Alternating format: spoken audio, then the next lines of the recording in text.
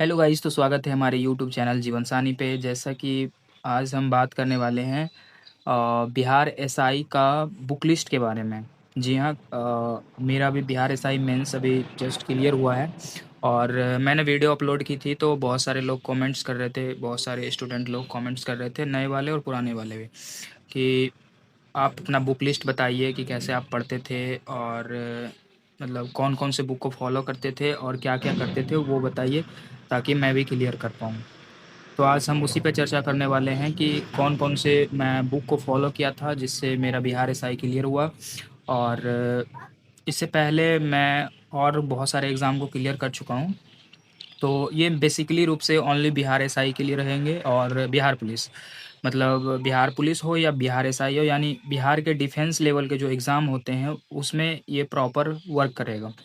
ठीक है?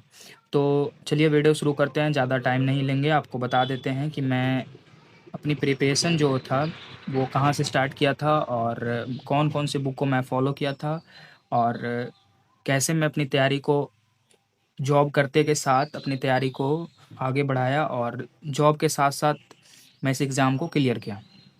तो चलिए शुरू करते हैं। तो सबसे पहले है कि बेसिक कंप्लीट करने के लिए सबसे पहले आपको एक लूसेंट फ़ॉलो करनी पड़ेगी।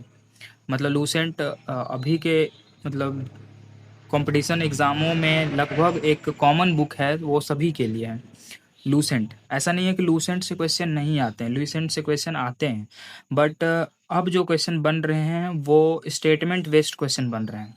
तो लूसेंट आप फॉलो कर सकते हैं मतलब बेसिक कंप्लीट करने के लिए। जैसा कि मैं आपको लूसेंट का बुक दिखाता हूँ, ये वाली ग्रीन कलर की एक बुक होती है लूसेंट, इसको आप फॉलो कर सकते हैं। ठीक है?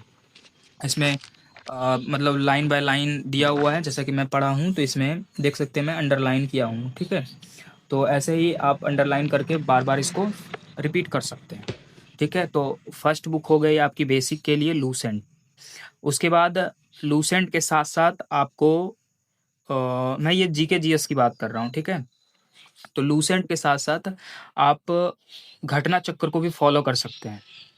घटना चक्र से ये होता है कि जितने भी पीसीएस लेवल या फिर उसके मतलब समकक्ष जो भी परीक्षाएँ होती है, उनका पीवाईक्यू उसमें रहता है और उसका एक्सप्लेनेशन भी बहुत अच्छे तरीके से दिया हुआ है। और घटना चक्र की अगर बात करें तो घटना चक्र इस टाइप से आएगी। ये आपका समान अध्ययन का है घटना चक्र और ये भूगोल का है। ठीक है? तो ऐसे करके सभी लगभग बुक बुक आते हैं, सभी सब्जेक्ट्स के आते हैं। जैसा कि देख सकते हैं मैं इसको पढ़ा हूँ और गोल-गोल करके घेरा भी लगाया हूँ, ताकि मतलब जो मुझे बाद में रिपीट करना है। तो जैसा कि आप घटना चक्र को आप एक बार बढ़िया से पढ़ेंगे, उसके बाद आप उसको बार-बार रिपीट करेंगे उसी चीज़ को। लूसेंट हो गया और घटना चक्र हो गया, इन 2 बुक को आप बार-बार उसको रिपीट कीजिएगा। ये नहीं कि एक बार पढ़ लिए और हो गया, नहीं, इसको बार-बार रिपीट करना है। और साथ ही साथ ये हो गए जीके के लिए। इसके इसके अलावे आप मॉक टेस्ट मार सकते हो, जिसमें आपके बहुत सारे क्वेश्चंस जीके वाले आएँगे। और करंट अफ़ेयर के लिए आपका एक स्पीडी की बुक आती है। जैसे कि मेरे पास स्पीडी है ये। मैं प्री एग्ज़ाम की बात कर रहा हूँ। प्री एग्ज़ाम में मैं इस बुक को फ़ॉलो किया था और देख सकते हैं मैं इसको पढ़ा हूँ। रेड लाइन से मैं मार्क किया हूँ इसको। तो ये आपके ये करंट अफ़ेयर के लिए ये बुक बहुत बेस्ट रहती है, बिहार के एग्ज़ामों के लिए। और 1 साल का आप करंट अफ़ेयर का बुक ये ले सकते हैं और एग्ज़ाम के 2 महीना पहले भी ले सकते हैं आप। ज़रूरी नहीं है कि आप शुरू से ही करंट अफ़ेयर को फ़ॉलो करें। एग्ज़ाम के 2 महीना, ढाई महीना पहले इसको आप अच्छे से पढ़िएगा और 1 साल का कम से कम आप पढ़ जाइएगा ठीक से। उसके बाद आपका साइंस को लेकर है, साइंस को आप जो लूसेंट बताए थे उसमें साइंस भी दिया हुआ है। तो बेसिक साइंस मेनली रूप से मतलब जो दरोगा का एग्ज़ाम होता है उसमें बेसिक साइंस पूछे जाते हैं। अगर आपका 10th बहुत अच्छे तरीके से हुआ होगा तो आपको बेसिक साइंस अच्छे से आती होगी। अगर नहीं भी हुआ होगा तो मॉडरेट स्टूडेंट भी होंगे तो कोई दिक्कत नहीं है, लूसेंट पढ़ने के बाद आपका साइंस क्लियर हो जाएगा। मतलब ओनली फिर दरोगा के लिए बोल रहे हैं। उसके अलावे आप एनसीईआरटी को फ़ॉलो कर सकते हैं। जैसे मैं एनसीईआरटी के लिए ये रहा 9th की बुक, ये एनसीईआरटी 9th की बुक है और मैं इसमें देख सकते हैं मैं इसको पढ़ा हूँ और मतलब मार्किंग किया हूँ और जो-जो मेन इम्पोर्टेंट क्वेश्चन होते हैं मैं उसको मार्क किया हूँ, ठीक है? और क्लास 10th की भी बुक आती है, तो क्लास 10th की ये बुक है और क्लास 10th में भी मैं पढ़ा हूँ, तो इसमें भी मैं मार्किंग किया हूँ, जैसा देख सकते हैं। मैं इसको बार-बार रिपीट करता था, ठीक है? तो ये साइंस के लिए परफेक्ट है, क्योंकि बेसिक साइंस ही पूछे जाते हैं। आपको हाई लेवल की साइंस तो पूछी नहीं जाएगी, जो आप बहुत सारे बुक को फॉलो कीजिएगा। इसके अलावा अगर आपके पास टाइम है एक्स्ट्रा तो कुछ और बुक भी पढ़ सकते हैं, लेकिन वो उतना मैं नहीं बोलूँगा। ये शॉर्ट तरीका है आपको मतलब क्लियर करने का। और इसके अलावा एक मॉक टेस्ट पर डे मारने हैं और उसका सॉल्यूशन को आप डीपली डिस्कस कीजिएगा।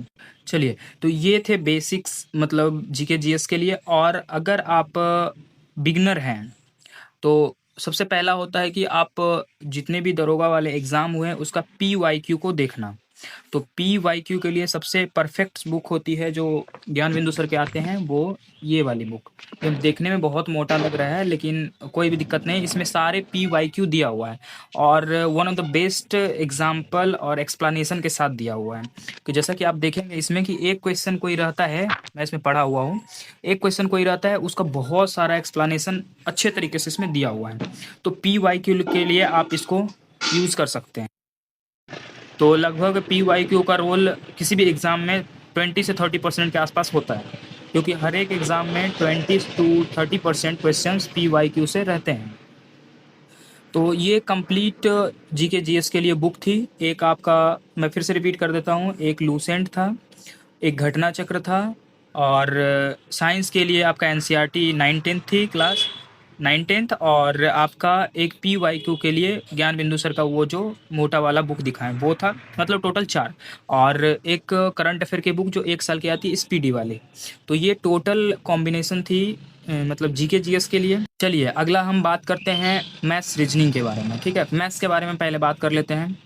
और मैथ्स के बारे में जहाँ तक बात किया जाए, तो अगर आप बिगिनर हैं मतलब शुरुआती दौर वाले हैं, तो आप किसी टीचर्स का कोर्स परचेस कर सकते हैं या फिर यूट्यूब पे फ्री क्लास में पढ़ सकते हैं। यूट्यूब पर तो सारे मतलब जितने भी टॉपिक्स हैं उसके तो मतलब बहुत सारे वीडियो अवेलेबल भी हैं। तो अगर आप बिगिनर हैं तो किसी का फाउंडेशन बैच भी ले सकते हैं। अगर आप बिगिनर नहीं हैं मतलब पढ़ चुके हैं बहुत मतलब धीरे धीरे आगे बढ़ चुके हैं, तो उस केस में आप मतलब किसी कोर्स को यू परचेज नहीं करना है, आप सेल्फ स्टडी कीजिएगा। सेल्फ स्टडी के लिए सबसे पहला काम क्या है, आपके जितने भी अभी रिसेंटली में एग्ज़ाम हुए हैं, जैसे कि मान लो कि अभी एनटीपीसी ग्रेजुएशन लेवल का एग्ज़ाम खत्म हुआ, अभी यूजी वाली एनटीपीसी यूजी लेवल का एग्ज़ाम जो चल रहे हैं वो, और एलपी और बिहार वाले बिहार की अन्य सारी एग्ज़ाम बीपीएससी के जो एग्ज़ाम होते हैं, उसमें से जो मतलब एग्ज़ाम चल रहे हैं उसमें जो मैथ्स और रीजनिंग के क्वेश्चन आते हैं, सिर्फ आप उसको कंप्लीट करने हैं, उसके अलावे आपको कुछ नहीं करना है। बस मॉक मारने हैं, मॉक में तो आपको मिल ही जाएंगे 15-20 क्वेश्चन मैथ रीजनिंग के, उसको अटेम्प्ट करने हैं। बिहार पुलिस, बिहार मद्य निषेध, बहुत सारे परीक्षाएं होती रहती है, तो उसमें जो पीवाईक्यू रहता मतलब उसमें जो क्वेश्चन पूछे जाते हैं मैथ्स रीजनिंग के, बस उसी को बनाने हैं और मॉक में जो क्वेश्चन आते हैं उसको अटेम्प्ट करना है। जैसा कि मैं फॉलो करता हूँ, जिसमें देखो तुम्हें यकीन नहीं होगा, मैं ये क्या है गगन प्रताप सर का ग्रुप डी का क्वेश्चन है। देखो मैं इसका सॉल्यूशन किया हूँ, इसमें सॉल्यूशन भी दिया हुआ है, और देखो मैं इसमें सॉल्यूशन किया हूँ सभी क्वेश्चन का। तो मैं इसके अलावा कुछ नहीं करता हूँ, मैं इसको रिपीटेड करता रहता हूँ। जैसे कि ये था ग्रुप डी का, जैसे आरआरबी जेई, देखो ये आरआरबी जेई का है। ये सारे 2025 में जो परीक्षा है, जैसे सेक्शनल कंट्रोलर का जो एग्ज़ाम हुआ तो वो है। उसके बाद सीपीओ का जो मेंस हुआ था वो क्वेश्चंस हैं, ठीक है। और आपका सीएचएसएल का जो 2025 में एग्ज़ाम हुए तो वह क्वेश्चन है। तो मैं मैथ्स के लिए मैं इसी सब का यूज़ करता हूँ, और बुक को मैं फॉलो नहीं करता, बिकॉज बुक में जो क्वेश्चंस रहते हैं वो बहुत ओल्ड वर्जन के रहते हैं, और अब जो क्वेश्चन पूछते हैं वो लेटेस्ट पैटर्न पे रहते हैं। तो आपको भी मतलब लेटेस्ट ही रहना पड़ेगा और अपडेट रहना पड़ेगा हर चीज़ों से। तो अब मैथ्स के लिए हो गया, पीवाई मतलब जो भी करंटली एग्जाम चल रहे हैं उसके मैथ्स को आपको अटेम्प्ट करने हैं, और मॉक जो मारोगे उसमें जो मैथ्स आते हैं उसको सॉल्यूशन करना है। और अगर उसमें से जो नहीं बन रहे हैं उसका सॉल्यूशन यूट्यूब के थ्रू या गूगल के थ्रू, एआई के थ्रू, किसी के थ्रू आप उसको देख सकते हैं। सेम मतलब प्रोसेस आपको फॉलो करना है रीजनिंग में। उसमें भी आपको जो भी परीक्षाएं चल रही है, बिहार की एग्ज़ाम हो या फिर सेंट्रल लेवल की एग्ज़ाम हो या फिर अदर स्टेट का एग्ज़ाम ही क्यों ना हो, मैथ्स रीजनिंग तो सब में नॉर्मल रहता है। आप उसको देखते रहिए, उसका क्वेश्चन को अटेम्प्ट करते रहिए, इसके अलावा आपको कुछ नहीं करना है मैथ्स रीजनिंग में। तो ये थी टोटल बुक लिस्ट और कॉम्बिनेशन, इसको फॉलो करके आप एक बार में किसी भी एग्ज़ाम को आप क्लियर कर पाओगे। तो मैं इसी सब बुक को फॉलो करता हूँ और इसी सब बुक को पढ़कर इतने सारे एग्ज़ाम को मैंने क्लियर किया है, और आगे भी बहुत सारे एग्ज़ाम मेरे हैं, उसको भी मैं कोशिश करूँगा क्लियर करने का।